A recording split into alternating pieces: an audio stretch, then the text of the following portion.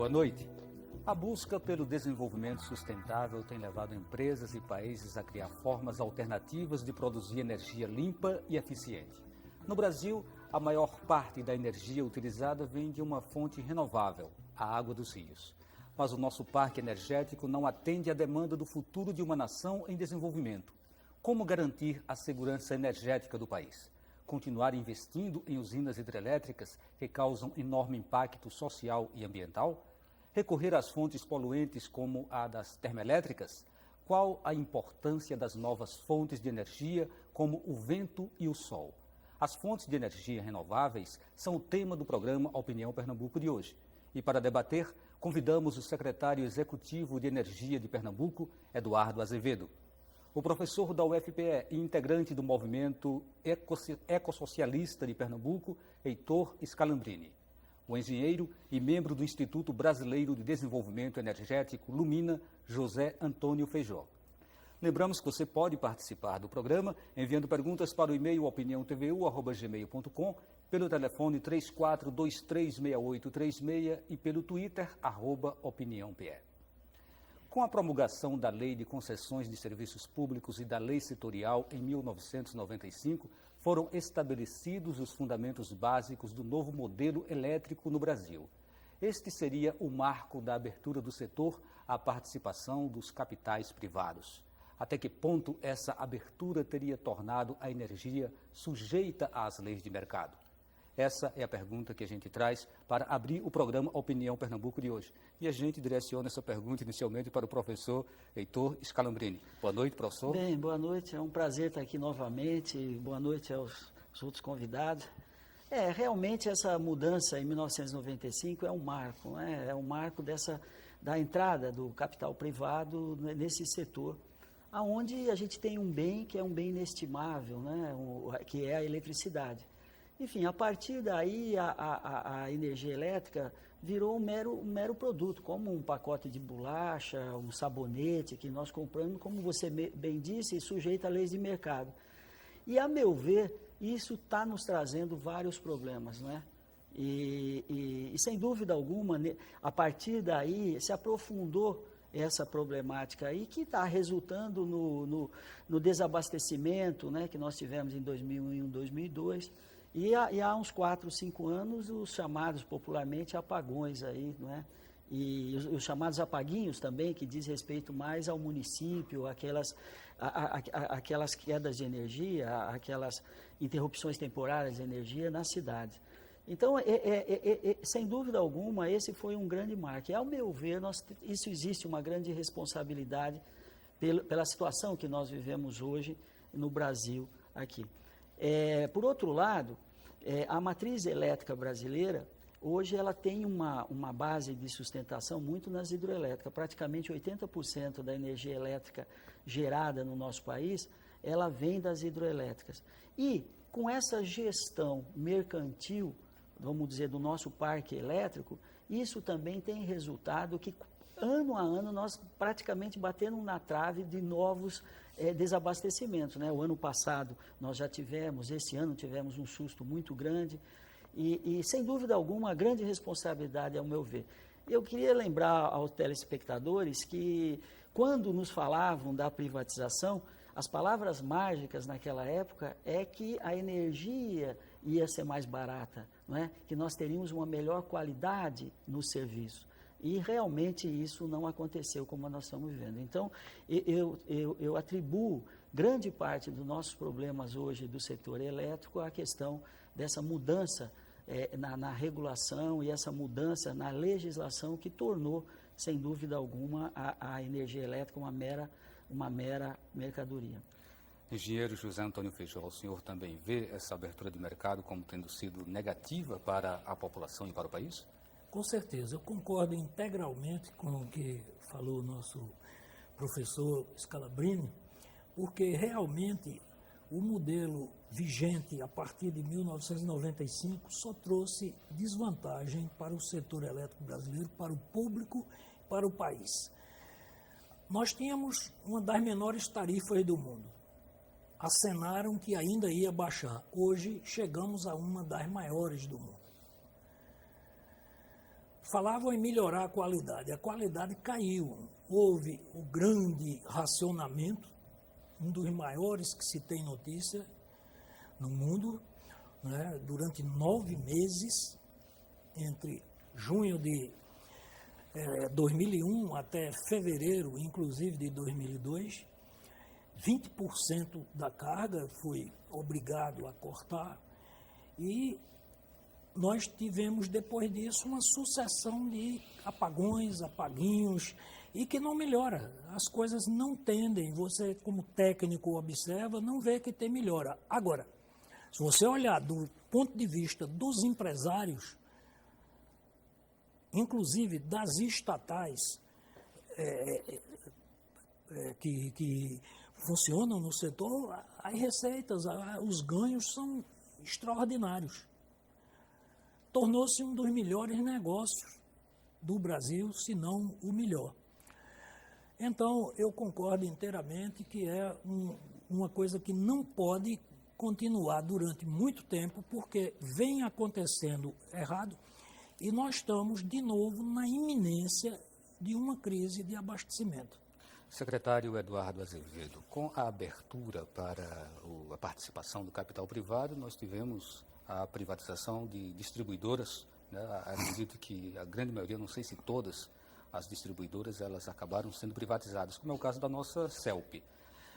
Depois disso, a população ela passou a ficar à mercê, né? Ficou entregue aos interesses de uma empresa sem que essa empresa possibilitasse uma participação, talvez, da maneira como a sociedade gostaria, inclusive na decisão das tarifas que seriam aplicadas.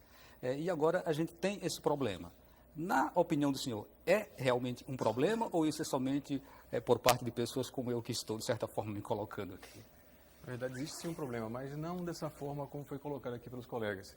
Na minha visão, o modelo começou em 95 a ser modificado por um motivo único, ou pelo menos pelo principal motivo, que o Estado não tinha condição financeira de bancar os investimentos necessários, tanto para geração como transmissão e distribuição.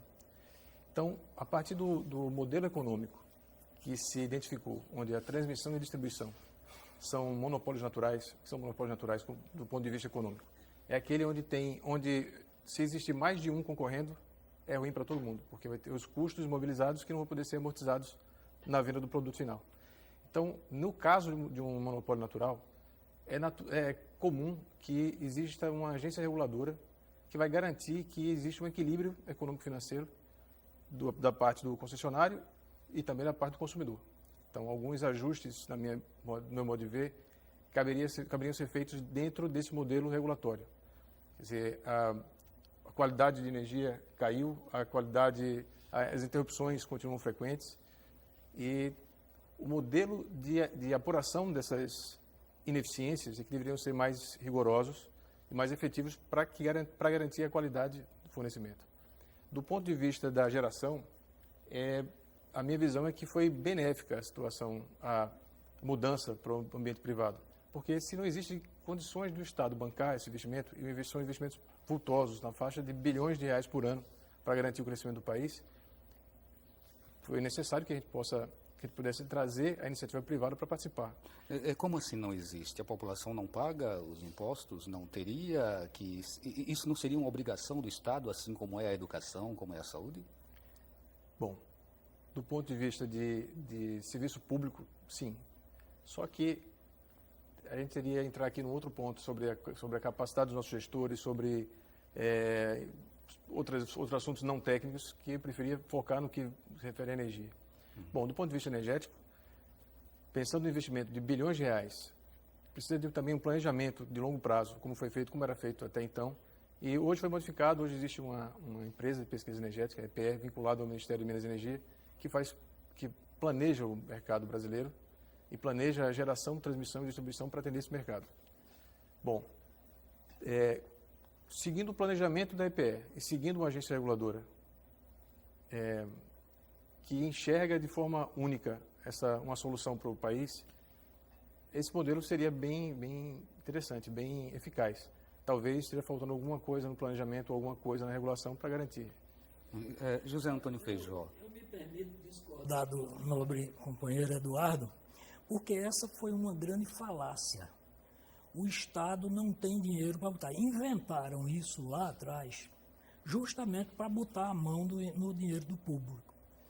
Porque quem não tem dinheiro para isso e nunca botou é a iniciativa privada. Ainda hoje ela não tem e não tinha. Porque também o setor elétrico não precisava que o poder público botasse dinheiro. Essa que é uma questão. O modelo do setor elétrico, quando é de serviço público, o investimento aparece dentro da receita, como você acabou de falar. Quer dizer, você paga, você gera o recurso.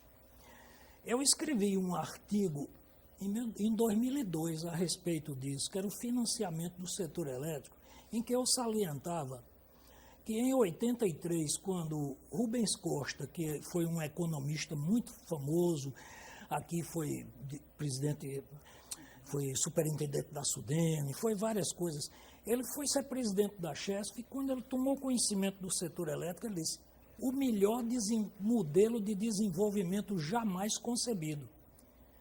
Porque ele viu que você, na tarifa, você gera os recursos para ele se alimentar e se desenvolver capaz de dobrar o seu tamanho em 5, 7 anos. Ele escreveu isso e depois eu repercuti isso num artigo, em 2002, esse meu artigo, para desmistificar essa história. Porque a iniciativa privada nunca botou dinheiro no setor elétrico. Quem bota é o BNDES. E tem uma questão... Quem bota é o BNDES, mas deixa eu terminar. Quer dizer, a CELP, quando foi, por exemplo, na hora de comprar as distribuidoras, por exemplo, da privatização, houve algumas empresas que obtiveram financiamentos do exterior, mas houve até empresas que obtiveram financiamentos de bancos brasileiros. E a CELP, quando foi comprada, por exemplo, foi em 3 prestações, e quem comprou foi uma sociedade em que a Previ brasileira, o Banco do Brasil e a Iberdrola espanhola entrou com 40%. Só que o pagamento foi em 3 vezes durante 6 meses. O resultado disso é que quem entrou primeiro com os primeiros meses foi a Previ e o Banco do Brasil, ou seja, dinheiro nosso todo. E depois o outro, quem entrou foi a própria Receita. Construíram a Termo Pernambuco com dinheiro da CELP, de receita da CELP. Vamos ouvir o professor Scalabrini. E tem uma questão também sobre essa questão dos indicadores de qualidade, né? Ou seja, não sei se o telespectador sabe, mas atrás da conta que nós recebemos todo mês, existem lá uns indicadores, DEC, FEC, DEMIC. O DEC e o FEC são 2 indicadores que eles deveriam medir a qualidade, ou seja, para que o consumidor, ao verificar a sua conta, não é, ela estaria dentro de patamares, não é, abaixo do limite superior que a Agência Nacional de Energia Elétrica determina. Acontece que existe toda uma metodologia para essa determinação desses parâmetros, que é a própria companhia CELP que fornece esses parâmetros.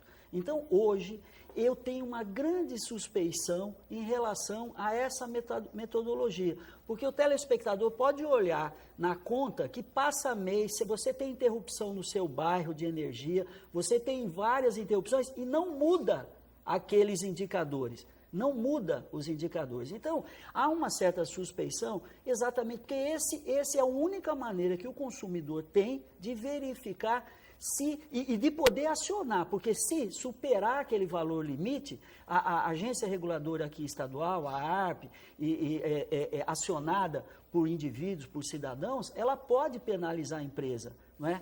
Então, o ano passado, teve uma multa em relação à CEP de R$2 milhões. Isso é nada em relação ao faturamento. Mais ainda, recentemente saiu notícia nos jornais que essas multas feitas pelas agências reguladoras na questão da saúde, na questão da aviação, tudo, menos de 10% são pagas. Não é? Pode-se imaginar que ao acionar uma empresa, não é, pegaria no bolso da empresa e ela melhoraria o serviço. Mas primeiro, multas irrisórias.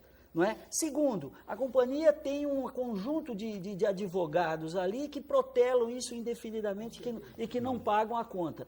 Então, hoje, nós devemos ter um controle social sobre esses indicadores, que é a única garantia que nós temos em relação a esse serviço. Isso uma coisa. A outra coisa que eu só rapidamente queria discordar aqui do nobre colega é em relação ao processo da privatização. Eu queria lembrar que isso foi um modelo exógeno do Brasil, esse modelo de privatização. E segundo, em outros lugares onde houve essa privatização, no caso da Inglaterra, que foi o modelo que nós seguimos, as agências reguladoras eram criadas antes do processo de privatização. Aqui não. Aqui se fez a privatização, se criou a agência reguladora, mas se criou só o prédio, 3, 4 diretores. Logo, só depois de 4 ou 5 anos é que se armou uma certa infraestrutura que hoje ainda está muito aquém, porque a ARP, além de ela controlar e fiscalizar a energia elétrica, fiscaliza a água, fiscaliza vários outros setores. Então, pode ser no papel, na teoria, né, a ideia é boa, mas na realidade o telespectador sabe que isso não está funcionando. E vão fazer, infelizmente, a mesma coisa para o setor de água e saneamento aqui no Estado. Como já deve se perceber, a gente tem conteúdo aqui para uma série de programas. No entanto, hoje aqui a gente só tem 1 hora e vai precisar falar muito sobre as diferentes formas alternativas, né, de energia renovável. Mas, secretário, eu queria trazer ainda a questão da baixa, né, da diminuição no preço das tarifas, né, elétricas que chegam ao consumidor anunciada pelo governo. Isso é uma forma, de certa forma, isso é uma maneira, de certa forma, compensar o impacto que hoje gera na renda do trabalhador brasileiro, a conta exorbitante em decorrência dos vários fatores que já foram colocados aqui. O senhor acredita que esse é o caminho certo ou essa medida, daqui a pouco, ela vai acabar sendo engolida pela própria inflação? Eu acho que foi um modelo artificial para baixar a tarifa. Bom, não sei como a grande maioria não deve conhecer os detalhes da regulação, né, que permite a gente criar uma tarifa para energia. A tarifa, como o nome diz, do ponto de vista econômico, ele não é um preço, quer dizer, não é negociado caso a caso. Ele é uma regra estabelecida e simplesmente a regra é aplicada para chegar a um valor final que vai ser pago pelo consumidor. Então, no modelo da tarifa, inclui custos que a comercializadora e que a distribuidora não pode gerenciar, né, que são a energia que é comprada no leilão centralizado, são os impostos. Tem a parte que cabe à eficiência da empresa concessionária. Bom, a atuação que foi feita pelo governo federal foi em cima do custo da energia. Quer dizer, uma parte da energia que pertencia a empresas controladas pelo governo federal foi baixada artificialmente. Foi reduzida de forma abrupta de 90, na ordem de grandeza, R$90 por megawatt-hora para R$30 por megawatt-hora, causando algum prejuízo importante à Chesf, por exemplo, que perdeu quase 2/3 do seu faturamento. Algumas outras geradoras do grupo não foram afetadas, mas com essa perda, ela está comprometendo a capacidade de investimento da Chesf, e como foi falado aqui, a capacidade de investimento da empresa que vai garantir a expansão do sistema. Então, isso comprometeu, no curto prazo, de imediato, né, a capacidade de investimento da Chesf. Esse modelo, no meu modo de ver, não é o mais adequado. Do outro lado, a gente tem os custos, dentro dos custos não gerenciados, a gente tem os impostos e encargos, que correspondem a mais de 1/3 do valor pago pelo consumidor final. Então, se a gente tiver condições de rever esses encargos, esses impostos, talvez a tarifa seja mais justa, sem uma modificação, sem uma intervenção nas leis de mercado. Engenheiro, sinaliza isso que o governo está, de certa forma, um pouco perdido, sem bússola, sem entender como resolver a crise energética no país, se é que a gente pode chamar já de uma crise?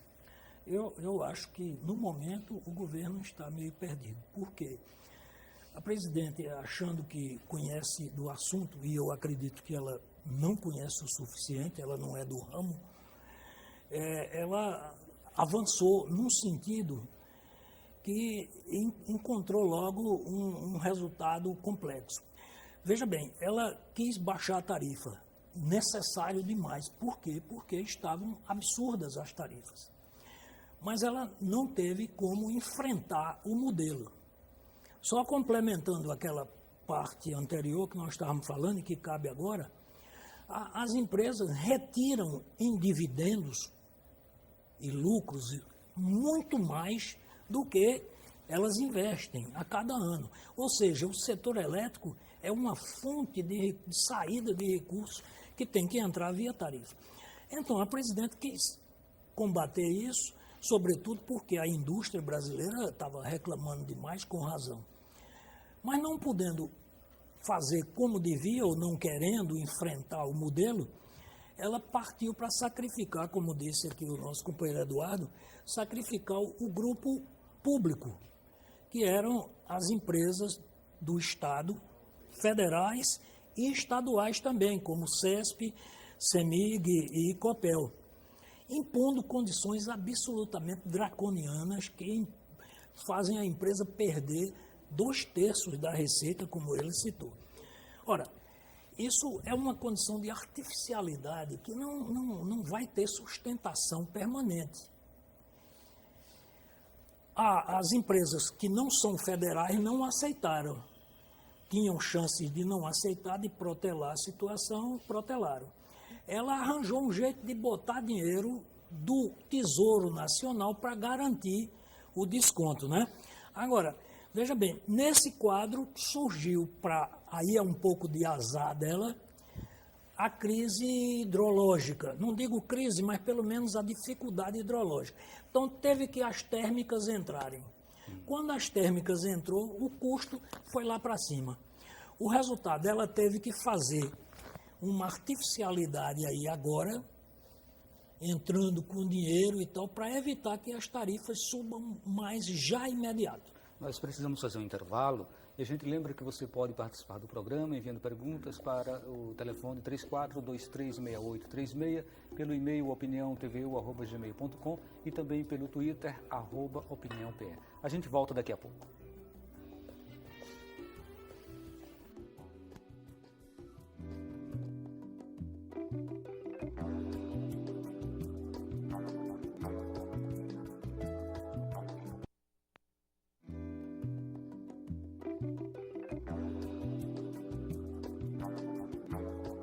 O Opinião Pernambuco está de volta. Hoje discutimos as fontes de energia renováveis. Participam do debate o secretário executivo de Energia de Pernambuco, Eduardo Azevedo, o professor da UFPE e integrante do Movimento Ecossocialista de Pernambuco, Heitor Scalambrini, o engenheiro membro do Instituto Brasileiro de Desenvolvimento Energético, Lumina, José Antônio Feijó.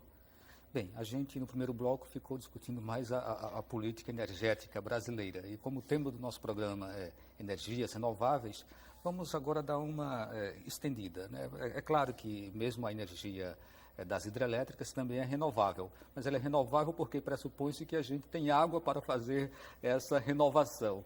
Temos realmente água para continuar utilizando essa terminologia de renovável para a energia que vem das hidrelétricas? Por quanto tempo ainda, professor Scalambrini? Bem, bom, esse termo renovável e não renovável, né, é exatamente o que você falou, né? As renováveis são aquelas que vêm da natureza, né? Vem do sol, do ciclo da água, não é? Que também não deixa de ser sol, vem da energia dos ventos, que também não deixa de ser energia solar, vem da energia dos mares, dos oceanos, né, que ainda é pouco utilizado aqui no nosso país, vem da biomassa, que é de todo o material biológico. Enfim, felizmente a natureza nos deu aí uma quantidade enorme de fontes. E lembrando que antes da Revolução Industrial, o mundo girava em torno dessas fontes de energia. Não que eu queira voltar àquele período, mas simplesmente uma constatação. Nós utilizávamos as fontes. E a partir do mundo da Revolução Industrial, nós começamos a utilizar as chamadas fontes de origem fóssil, o carvão mineral, o gás natural e o petróleo e seus derivados, né? Então, um dos problemas que eu vejo é isso, de a gente não utilizar no nosso país essas fontes da natureza. Ou seja, aqui no nosso Nordeste, você não utilizar mais a energia do sol, tanto para geração elétrica como para outras finalidades, você não usar os ventos o suficiente, porque se você for ver a matriz elétrica brasileira hoje, ela é um modelo hidrotérmico, 80% de geração a partir da água e 20% a partir das termoelétricas, e que lamentavelmente a grande maioria das termoelétricas utilizam combustíveis fósseis, altamente poluentes, altamente agressores da natureza, através de gases de chamados efeito estufa, que contribuem com o aquecimento global.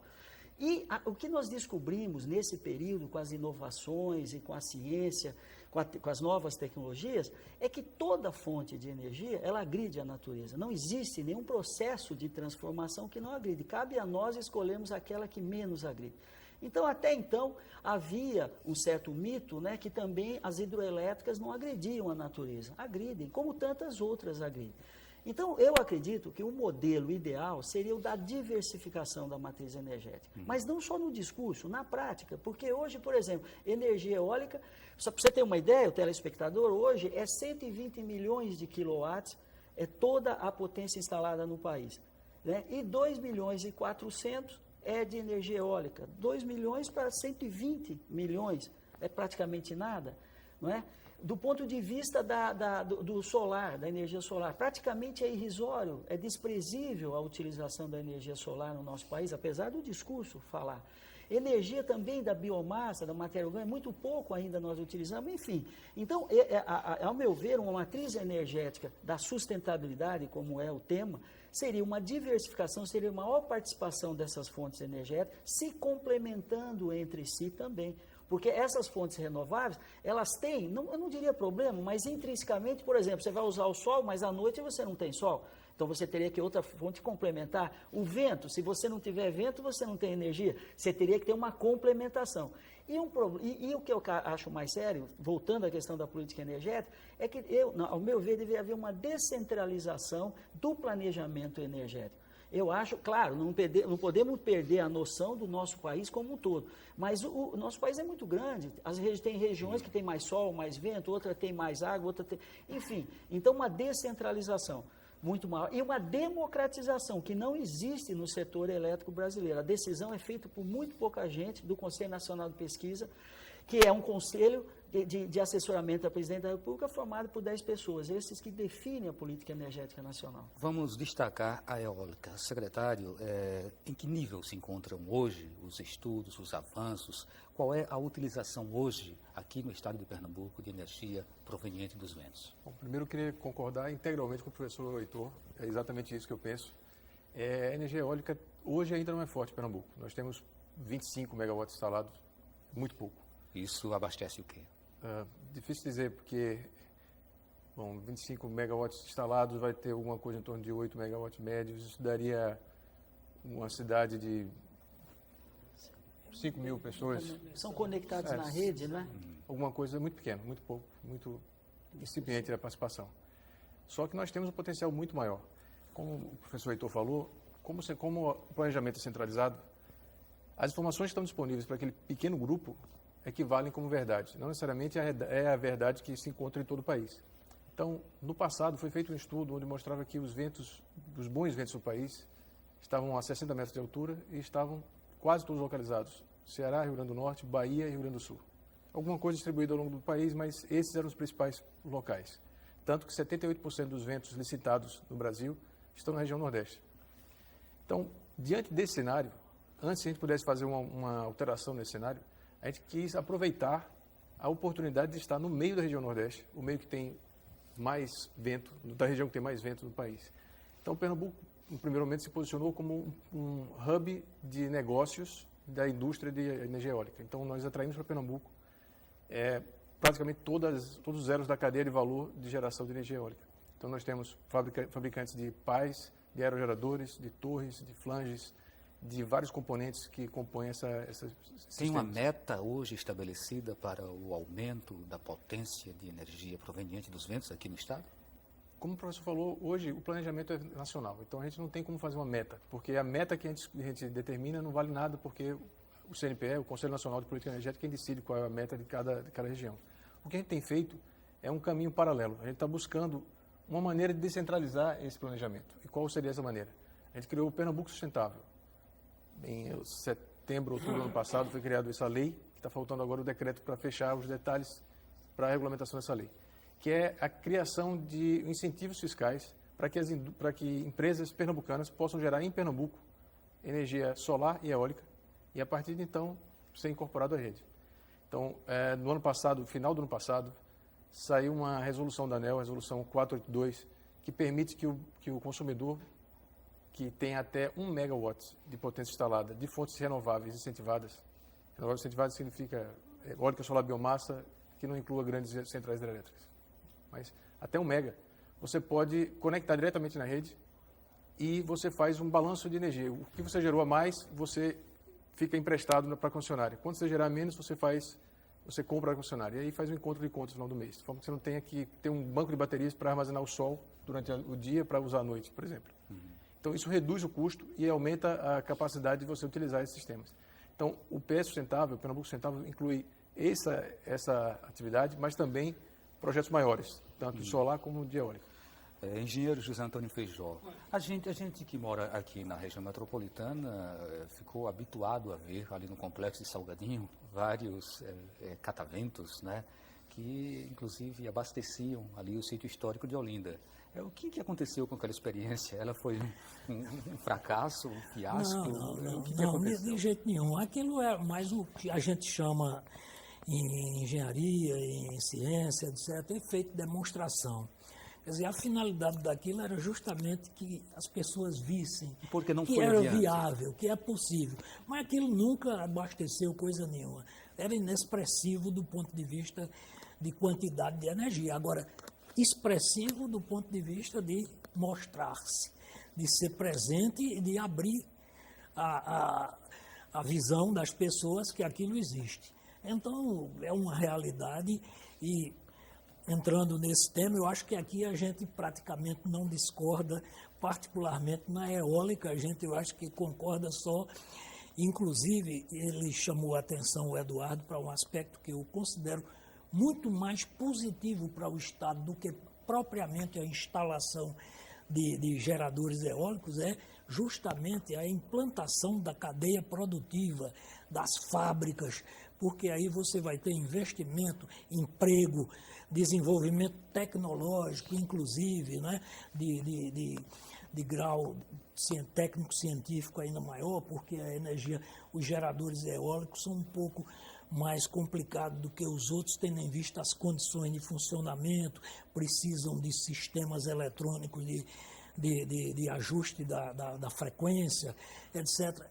Em resumo, esse aspecto é muito positivo. E quanto mais vier de energia, naturalmente, melhor. Mas eu queria chamar a atenção o seguinte, o Heitor disse muito bem que a energia praticamente é uma só e praticamente vem toda do Sol, né? E que aquela que não é renovável, basicamente, é aquela que veio do Sol também, lá no passado, como são os combustíveis fósseis, né? E estão lá dormindo debaixo da terra e que foram arrastadas com a Revolução Industrial. Veja bem, toda a navegação era a eólica, né? Nós tínhamos os barcos à vela, tudo e tal. Quando veio a Revolução Industrial, descobriu-se os combustíveis fósseis, mas descobriu-se a máquina a vapor. A máquina a vapor foi a grande mudança.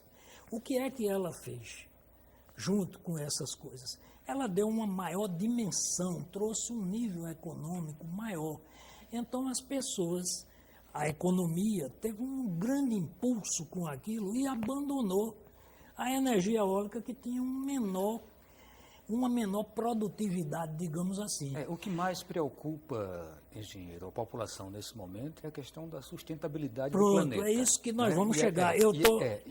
Para o meu raciocínio, eu vou chegar agora. O que se espera é que uma fonte como a energia eólica, ou mesmo como a energia solar, elas sejam alternativas de fato e que provoquem um interesse político por parte dos gestores públicos, então, para que ela seja efetivamente eficaz dentro desse rol aí, né, tudo isso que eu estava dizendo era para chegar no seguinte, é que praticamente para você usar energia e sobretudo para fazer a transformação para a forma elétrica, você tem 3 pontos básicos. Você precisa ter a fonte primária à sua disposição, precisa ter a tecnologia que permita fazer o seu aproveitamento e transformação em elétrica, e precisa que elas tenham economicidade, porque nós precisamos viver dentro desse aspecto. E aí é que você vai procurar dentro das possibilidades. Quais são as possibilidades que a gente tem aqui? A gente tinha, no Brasil, hidráulica, sol, vento, né? Basicamente. Vamos esquecer provisoriamente as outras, porque tinha biomassa, mas queimar aquilo não tinha muita expressão, embora a gente queime bagaço de cana desde quase do descobrimento aqui, certo? Quando instalou os primeiros engenhos aqui, já se produziu energia para aquecimento com queima de bagaço e de lenha, né? Mas chegando aí para essas coisas, não tinha tecnologia para solar nem para vento. Para vento tinha. Para quê? Para fazer aqueles cataventozinhos para puxar água, etc. E se fazia. Eu era menino, tinha isso no interior. Depois tinha. Mas tinha para hidrelétrica. Facílimo. Então, hidrelétrica. E, no entanto, todo o investimento que houve na hidrelétrica, né, gerou uma situação como a que a gente vive Mas hoje. Eu queria um tempo para falar nisso, porque eu não concordo. Uma situação de indefinição em relação a apagões, a colapsos. Olha, eu queria um tempo para falar sobre energia hidrelétrica, que eu acho que há um equívoco sobre hidroeletricidade. Fazer o seguinte, a gente está quase no momento de chamar o próximo bloco. A gente retoma com o senhor para a gente fazer a complementação dessa pergunta. Eu queria já dar uma partida também para a solar, até porque o nosso tempo aqui é curto e a gente tem realmente que fazer uma distribuição desses temas.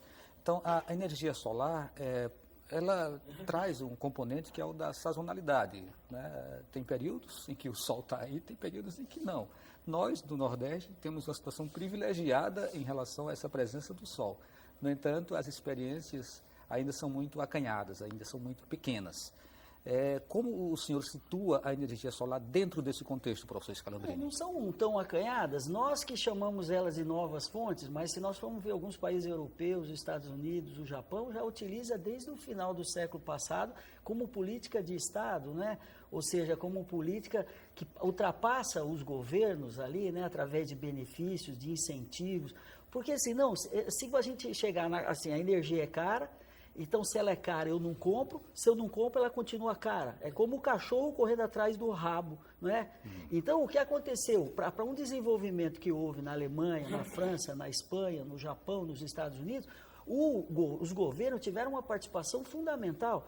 Eles fizeram grandes encomendas dessas fontes de energia, né, do sol, a fotovoltaico, a parte térmica e tal. O custo diminuiu, a partir do momento que diminuiu, se tornou mais atrativo para o mercado, para as pessoas, elas continuaram comprando e aí a máquina da economia rodou. Então, o Estado, os governos, têm um papel fundamental no barateamento. O que a gente vê no Brasil, aqui é um completo desprezo dos nossos governantes. Isso não é de partido A, B, C, D. É uma certa cultura, não é, muito atrasada, no meu ponto de vista, que, lamentavelmente, as pessoas que vão para o setor elétrico por indicações, lamentavelmente, políticas, como é constituído hoje o Ministério de Minas e Energia, traz uma certa dificuldade em entender que nós estamos no século XXI, que os problemas que nós temos hoje, nós não podemos atender com as tecnologias do século passado. Os problemas são outros, nós temos que pensar diferente. Então, lamentavelmente, o lobby também de certas fontes de energia é muito poderoso e a gente é desprezível. Então, o cidadão comum, o recifense, o pernambucano, o nordestino, ele também não precisa ser um doutor, um engenheiro. Ele vê por que nós não utilizamos mais. Então, uma palavra, falta de interesse político, falta de decisão política para que essas fontes tenham uma participação mais efetiva na matriz elétrica. E pressão social. E pressão social, mas pressão social vai haver a partir do momento que se conheça. Então, por exemplo, o Eduardo falou aqui dessa norma resolutiva da ANEEL, a 482, que incentiva o cidadão. Hoje, se o cidadão quiser colocar na sua casa, basta ele entrar em contato com a CELP. Ele entra em contato com a CELP, tem um formulário que ele preenche, a CELP dá um manual de como ele deve proceder para instalar essa instalação, ela manda um engenheiro lá verificar se essa instalação e depois ela coloca o relógio, que é de dupla via, e instala. Alguém sabe disso? Foi feita a propaganda disso? Professor, vamos ver se isso é econômico, né? Se isso cabe no bolso, se cabe na conta, né? Do povo pernambucano, né? Mas a gente deve ter essa resposta no próximo bloco, que a gente precisa chamar mais um intervalo. Lembramos que você ainda pode participar do programa através do telefone 34236836, pelo e-mail opiniãotvu@gmail.com e pelo Twitter @opiniãobr.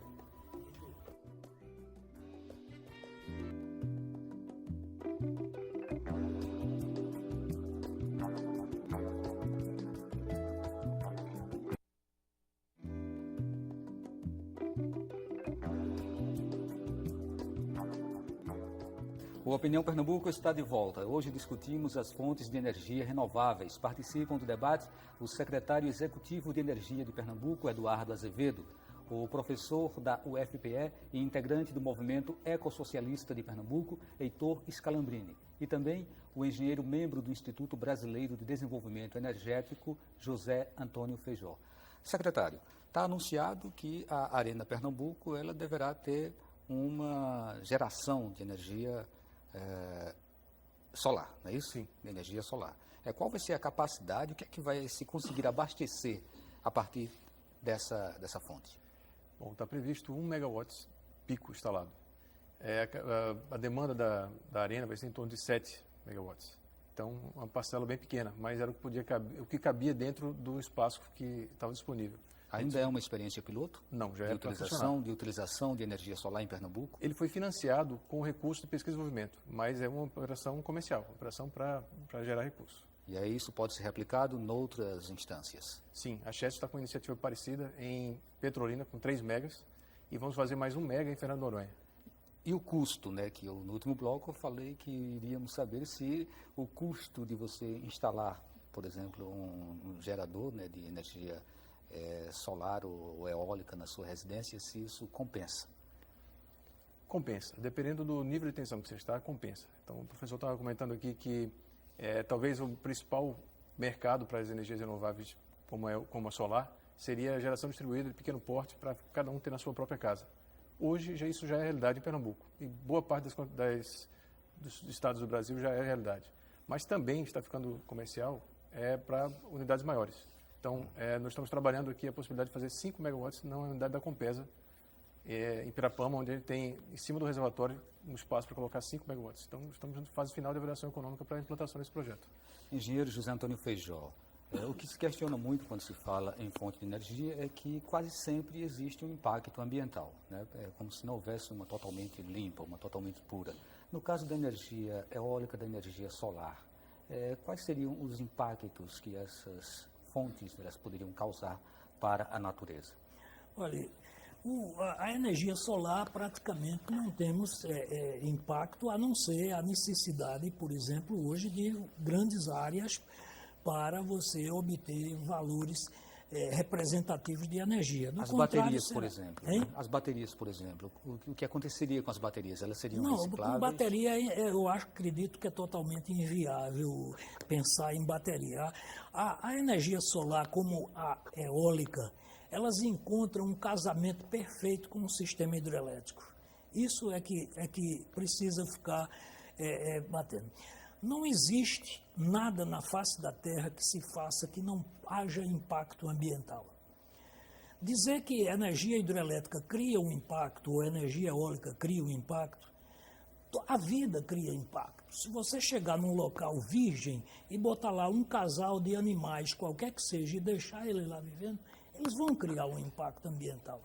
Então o problema não é o impacto, o problema é que impacto se faça. E mais, como o homem tem inteligência, ele é capaz de transformar o impacto em vantagens até nisso. É o caso das hidrelétricas. Criou-se no Brasil um equívoco de achar que a hidrelétrica criava um impacto e só viu o impacto negativo. Isso veio de duas fontes. Primeiro, lobby das empresas construtoras de usinas térmicas internacionais, que não se faz no Brasil, enquanto a hidrelétrica era tudo brasileiro. Segundo, e térmica tudo importado. Segundo, um problema da época da ditadura, porque quando as hidrelétricas maiores foram em pleno regime ditatorial no final, e aí criou-se uma maneira de se contrapor aquilo quase como você se contrapondo com a hidrelétrica, você estava contrapondo a ditadura. Então, veja bem, eu sei que você está querendo tal. Que nós temos muitas perguntas aqui, eu pedi que você... Faça a pergunta, se for o caso, então, para ver se eu termino com... O Zé Bento de São Lourenço, ele pergunta, por exemplo, por que não proíbem usinas que ficam debaixo de redes de energia, desperdiçando a energia da população? Mas essa é uma pergunta que... Bom, essa aí eu não compreendi, talvez, o fato, mas eu queria dizer o seguinte, que a energia eólica, a usina eólica cria impacto ambiental, sim. Há fortes críticas à energia eólica na Europa, nos Estados Unidos, principalmente com a mortandade de aves migratórias nos caminhos. O ruído, não fique perto de usinas de aerogeradores, certo? Que tem ruídos muito fortes, mas eu acho que tudo isso é passível de solução. E mais, como eu lhe disse, a hidrelétrica o impacto pode ser negativo, não é necessariamente. Quando Paulo Afonso foi construído, era a redenção do Nordeste e todo mundo queria para lá, a população acorreu. Eu vivi a minha infância em Mimoso, distrito de Pesqueira. 50% dos moradores de Mimoso, hoje, depois passaram para Paulo Afonso, para viver lá. Ok, muito obrigado, engenheiro. Então, a pergunta aqui do Zé Bento para o secretário, né? Por que não proíbem usinas que ficam debaixo de redes de energia, desperdiçando a energia da população? Eu não entendi o que ele quis dizer, porque... Talvez ele queira se referir em relação às redes elétricas de alta tensão próximas das residências, né? O efeito da radiação eletromagnética, talvez seja isso. A proximidade de redes que nós temos, por exemplo, na cidade universitária, ali na General Polidoro, nós temos uma rede de alta tensão que vai de uma subestação ali, e há reclamos, né? As pessoas perguntam muito se isso pode trazer problemas à saúde das pessoas, tudo. Talvez seja isso. Talvez seja não isso. Existe um desperdício de energia por estar debaixo de uma rede. Acho que é alguma coisa. Ok.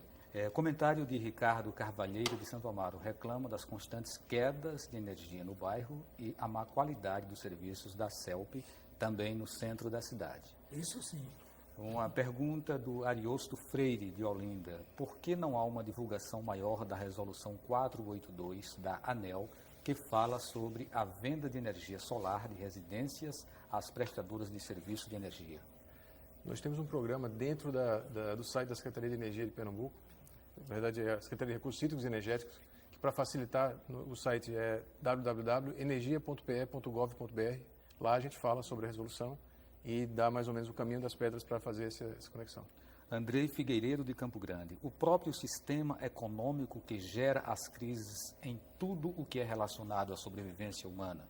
Estando a população em crise, o próprio sistema econômico busca uma solução ou ele mesmo cria a crise para ter retorno financeiro depois. É um comentário dele. Concordo. O Marcos Rocha, de Boa Viagem. Energia é uma questão de segurança pública. Mesmo privatizando o serviço de energia, ainda não se consegue ter um bom serviço. Como exemplo, as constantes quedas de energia e a diminuição do custo de energia pelo governo que não foi repassada ao consumidor. Vamos continuar tendo queda de energia, tendo apagões e apaguinhos, professor Heitor Scalambrini? Isso daí eu acho que o poder público, de certa maneira, não pode agir como um avestruz nessa situação. Né? Ele tem uma responsabilidade e nós, como população, não podemos ficar refém de uma companhia. Então, realmente, a gente espera muito das autoridades algo para modificar esse estado de coisas. Hoje mesmo, vindo da cidade universitária para cá, praticamente toda a iluminação pública, metade da iluminação pública da Avenida Norte está às escuras. Na universidade, a semana passada, ficamos 8 horas sem energia na UFPE, né? Fora o problema das quedas constantes, como é dito, que não chega na imprensa. Teve uma grande repercussão a partir do momento que foi no centro da cidade, não é? Que repercutiu, mas no interior também, as sucessivas reclamações.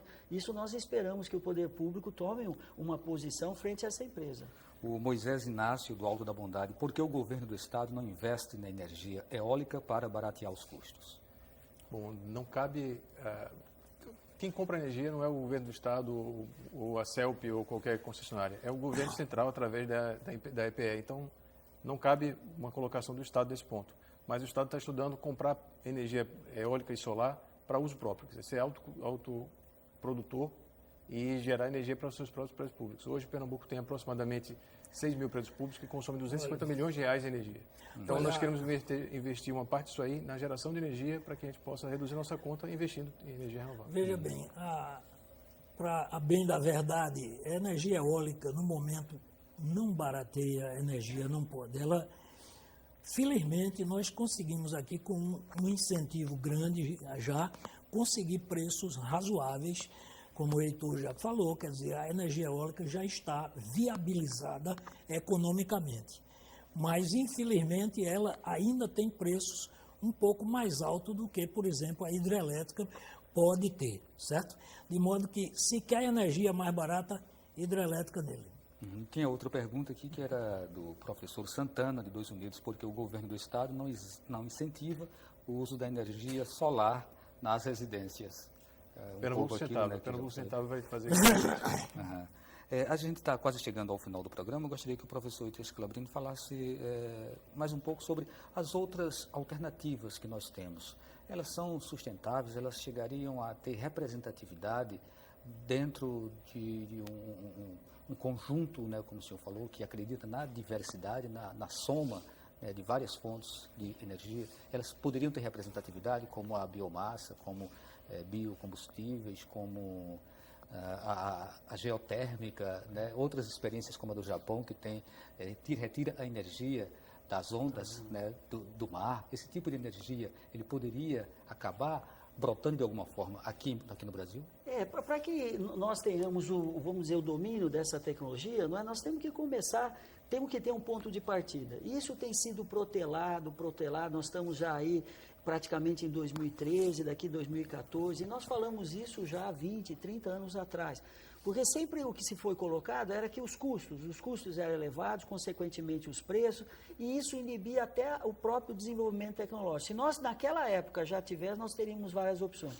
Sem dúvida alguma, tem sido demonstrado aí pelo mundo, não é? As coisas boas que o mundo nos apresenta, infelizmente a gente acaba fechando os olhos, né? E às vezes importa as coisas que não são tão boas para nós. Mas o que a gente vê hoje é uma participação crescente da energia eólica, da energia solar, nas diferentes matrizes elétricas da China, da Alemanha, que abandonou, por exemplo. Hoje nós falamos em retomar a energia eólica, e vários países, a energia nuclear, e vários países do mundo, essa fonte de energia está em desuso hoje. Então, realmente, nós temos todas essas condições. Nós temos um litoral enorme, todas as possibilidades. E já que é o finalzinho aí da minha intervenção, eu gostaria de simplesmente fazer um convite a todos, talvez entrando um pouco, já que eu também tenho uma posição aqui no Estado, como todos sabem, muito contrário ao uso da energia nuclear aqui, e há uma perspectiva de instalação de uma usina nuclear no município de Itacuruba, um dos pré-selecionados. Então, eu gostaria de convidar todos, os artistas pernambucanos estão no movimento, né, contrário à usina nuclear, e esse domingo, lá no Alto Zé do Pinho, às 4 horas da tarde, ali na frente do bar do Seu Bill, vai ter várias bandas, né, vão tocar, e nós vamos lá fazer algumas apresentações contrárias a instalações de usina nuclear em Pernambuco, no Nordeste e no Brasil. Então, convido a todos desse 24, domingo, lá no Alto Zé do Pinho. Então está feita a chamada, não dá mais para considerações vale finais, pena, dos nossos convidados. A gente quer agradecer a participação dos senhores, agradecer também a dá participação um de minutinho, vocês não? em casa. Não, infelizmente, nosso tempo realmente fechou agora. A gente se compromete no próximo debate e a gente aprofundar mais essa discussão. Então, boa noite a todos e até amanhã.